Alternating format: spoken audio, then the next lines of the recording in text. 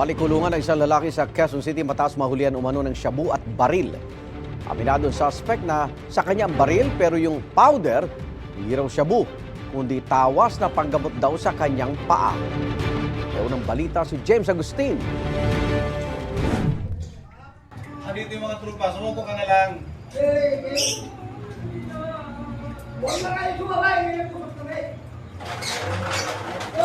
Hoy! Oh, hindi. Sige, hagis mo sa labas yung baril para hindi sila maano. Para sigurado. Negosasyon ito ng mga taga-barangay at pulis sa isang lalaki na subject ng ikinasang drug bypass operation sa Barangay Commonwealth, Quezon City. Maya-maya pa unang isinuko ng lalaki ang isang baril at iniabot ito mula sa bintana ng kanyang bahay. Nasundan na ito ng paglabas ng lalaki at doon na siya inaresto ng pulisya.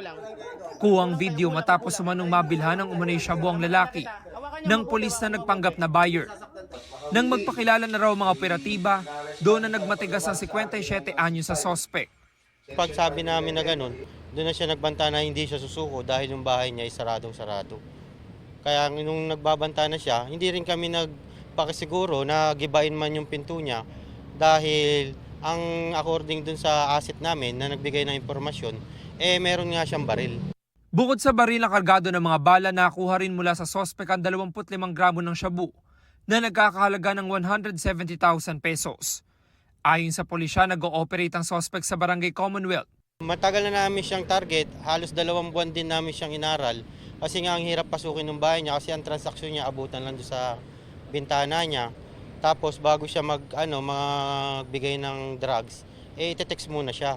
Ayon pa sa QCPD, hindi rin daw lisensyado ang baril na nakuha mula sa sospek. Isinumitan na ito sa crime lab para sa ballistic examination.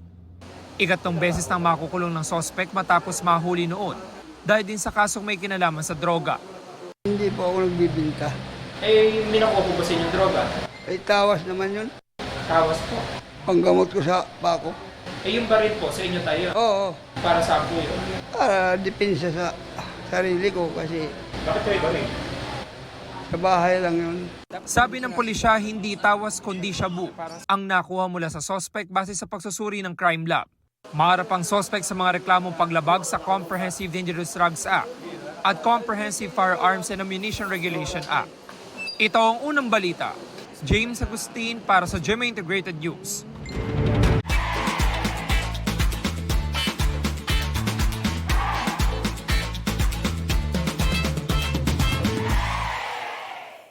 Igan, mauna ka sa mga balita. Mag-subscribe sa GMA Integrated News sa YouTube.